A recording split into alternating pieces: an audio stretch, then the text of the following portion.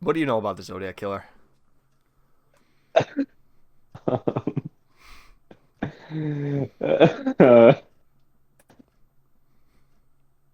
um, yeah, I think I'm too drunk to do the video. No. Uh, Dude, come on! Alright, so today we have the Zodiac Killer. The old Zodiac, bro. All the teenage girls are gonna be like, oh, what's your astrology sign? Get it? Because Zodiac, like the Zodiac symbols. Teenage girls. all right. Not a good, not off to a good start, but we'll get there. All right, guys. So today we're doing the Zodiac Killer. Uh, Caleb did all the research. I didn't do shit, but But yeah, actually, I will say, I have a pretty good idea of who did it. What? What? Why are you laughing? oh yeah, I believe you. Fuck you, dude. I'm saying I actually have. I think I know. Yeah, I have a you good solved the idea. case, man. Oh my god. All right, whatever. On the night of December 20th, 1968, in Benica, California, two dead bodies are discovered along Lake Herman Road. The police identify the two bodies as Betty Lou Jensen, age 16, and David Faraday, age 17. They were a high school couple who were on a date when they were attacked by someone who shot David once in the back of the head and shot Betty 5 times in the back. Nothing was stolen and there was no sign of sexual assault. Unfortunately, the police had no leads on the murder until nearly 7 months later on July 4th. Darlene Farron, aged 22, and Michael Majot, aged 19, were sitting in Darlene's Corvair at Blue Rock Springs Park, nearly 4 miles from Lake Herman Road.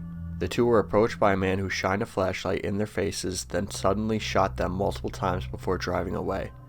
The police would quickly arrive and the victims were rushed to the hospital. Unfortunately, Darlene was pronounced dead upon arrival, but Michael would survive. Michael is able to describe the attacker as a white man about aged 30 to 25 who stood at 5'8", stocky, around 200 pounds with short curly hair. 5'8", he's kind of short, a little disappointing. Now, And I was gonna comment on something else. 200 pounds. Uh, That. yeah, he was fat as fuck. Or he could be, well, he was stocky. Yeah, they said stocky. They didn't say fat. Dude, I've met some stocky dudes who can run like a 36-minute 5 mile. Mm.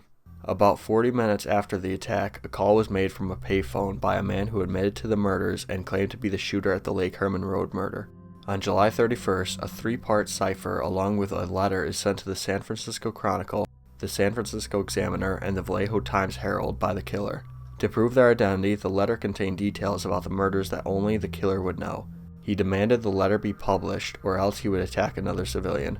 A few days later, on August 4th, another letter was sent to the San Francisco Examiner, starting with the phrase, quote, "Dear editor, this is the Zodiac speaking," end quote, marking the first time the individual was called the Zodiac. On August 8th, a couple cracks a cipher and it reads the following, quote, "I like killing people because it is so much fun. It is more fun than killing wild game in the forest because man is the most dangerous animal of all. To kill something gives me the most thrilling experience. It is even better than getting your rocks off with a girl. The best part is that when I die, I will be reborn in paradise, and those I have killed will become my slave." I think giving yourself your own nickname is pretty cool. Mm-hmm. Especially the Zodiac. Such a cool name. Yeah, the Zodiac, that's a cool name. That's all I got for this Also, segment. one thing that should be noted is that in his little thing, his little spiel in the cipher, he spelled paradise Paradice, which is not how you spell paradise for some people who have been homeschooled and are in this call and don't know how to All spell it. right, I was homeschooled till third grade. On September 27th, 1969, at Lake Berryessa in Napa, California, Cecilia Shepard, age 22, and Brian Hartnell, age 20, were relaxing on a blanket in the remote part of the lake. At some point, Cecilia noticed a man behind a tree watching them. Eventually, the man came out. He was wearing an executioner hood with a crosshair circle symbol on the chest, and he had a gun. The man claimed he escaped from prison and needed money. Brian offered the man his money and car keys, but the man tied the couple up, then proceeded to stab them multiple times. They both played dead, causing the man to leave without even taking any of their belongings or money. The police were contacted and the victims were rushed to the hospital. Cecilia died at the hospital 2 days later, but Brian lived. Brian described the man as about 5'8" to 6 feet tall and weighed about 225 to 250 pounds. A message was found on the side of Brian's car with the word Vallejo, the dates of the killings, the words by knife, and the Zodiac symbol at the bottom. The police also found a boot imprint from a size 10.5 boot around the scene. 3 girls who were at the lake that day told police they saw a man walking around the lake right before the murder. Their description was enough to create a rough sketch of the man. I sent it to you. Let me tell you, dude, this sketch is fucking... It's so creepy, bro.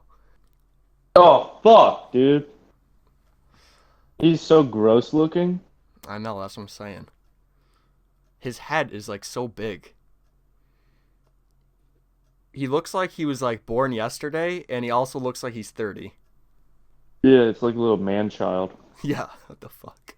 I take back what I said. I could beat the fuck out of this guy. After seeing his face. Bro. One thing to take away is that he has hair. And obviously this is just a rough sketch, and I didn't see how far the girls were from the guy. I assume they didn't actually, like, get a good look at him. I thought he had curly hair. I mean, you can't really show curl. This is just a rough sketch. You can't really show curls. Yeah. But the thing to note is that he has hair, and that's not something that, like, you know, you, like, can kind of misplace. Like, the eyes and the nose and the mouth and, like, the size of the head, like, that's kind of, like, you know, debatable. But, like, having hair isn't something that you debate upon. Yeah. Like, that's just a fact. On October 11th, 1969, at around 10 p.m., cab driver Paul Stein was shot in the back of the head by his passenger while at the intersection of Washington and Cherry. After the shot was fired, 3 witnesses from across the street watched a man exit the back of the cab and wipe down the car, then walk away. They called the police and described the man as white, 25 to 30 years old, 5'8" to 5'9", stocky, with a reddish-brown crew cut and glasses. They said he walked north on Cherry Street. Unfortunately, for whatever reason, the operator told all responding officers that the suspect was an African-American male. Nice. That's what I'm saying. Classic police work. 2 police officers who were rushing to the scene, Don Falk and Eric Zelms, saw a white man walking east on Jackson Street and drove right past him. They described the man as 35 to 45 years old, 5'10", 180 to 200 pounds, light-colored crew cut with a widow's peak and glasses. This description closely fits the description of the 3 witnesses, indicating that the 2 officers most likely drove right past the killer. The witnesses were able to have a sketch made of the Zodiac Killer, which was used for wanted posters. On October 13th, the San Francisco Chronicle received a note from the Zodiac along with a piece of Paul Stein's shirt which had his blood on it. The note mocked the police and said that he may shoot out the tires of a school bus and, quote, pick off the kiddies as they come bouncing out, end quote. About a month later, the Zodiac sent another letter with bomb diagrams, and he stated that after the Paul Stein murder, 2 cops drove up to him, questioned him about seeing anything suspicious, and rushed off. Falks and Elms denied speaking to the killer, but other people have questioned them. But yeah, one thing, like I said, one thing to take away is the hair.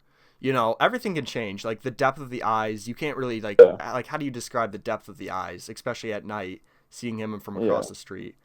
Glasses, that's, like, a fact. But the hair is, like, something hair is that the same. The hair, even though it looks shorter on the second sketch, it's the same, like, it's the same fucking... Yeah. Hairline, the same, like, density. One thing on the sketch is that you can't really see, but he does have a widow's peak. I mean, it's vague. It's not like a super prominent widow's peak, but... I know. But yeah, so they definitely drove right past him, because they didn't even mention that they drove I don't think they mentioned that they drove past a suspect until like a year after the actual thing. They're probably scared. They're like, we're fucking idiots. Yeah. So, you know, he must have been there to know it. It wasn't like in the newspapers or anything. Yeah. While the Zodiac has been linked to many other murders, Paul Stein would be the final confirmed killing by the Zodiac. On April 20th, 1970, the Zodiac sent a letter with the phrase, "My name is," then included a cipher that he says would reveal his true name. The Zodiac kept sending letters until 1971, and his last letter was sent in 1974. A detail that will come up later is that in most of the letters, the Zodiac commonly misspelled words like paradise and victim and used certain phrases such as Friday night. In the early 2000s, the police were able to pull DNA from saliva that was used on one of the letters. Unfortunately, the saliva isn't enough to match suspects, but it's enough to confirm that it isn't their DNA. But in reality, they can't even be sure that the saliva was from the Zodiac. Another thing that wasn't mentioned was that police recovered fingerprints from Paul Stein's cab and a payphone the Zodiac used. But once again, it can't confirm that they are his. Because what he said on the first part, where he's like, I think all these people will be slaves in heaven or whatever, like whoever he kills will come with him. That could be like a cult thing, and there could be multiple people in like a Zodiac cult. Yeah, I just think he said that just to be funny. Like, you obviously haven't read the letters, but like all the letters, he's like joking around and he's like making jokes and mocking them. I think he was just like, did that just to make it seem like, oh, hey, it'd be funny if people thought I was fucking insane. Which, I mean, obviously he is for killing people, but like, he's not like. Well, I don't think he's not insane, but he's a psychopath. Mm-hmm. I think there's a difference between being insane and being a psychopath. Yeah, well, I mean, psychopath.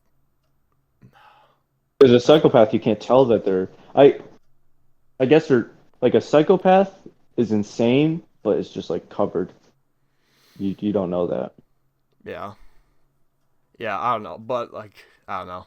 I'm just Like saying. a multiple identity disorder. I think he was more normal than people give him credit for. Is what I'm saying. Yeah. Definitely crazy, but more normal than you'd think. Yeah. All right. So let's get into our suspects. I'm excited.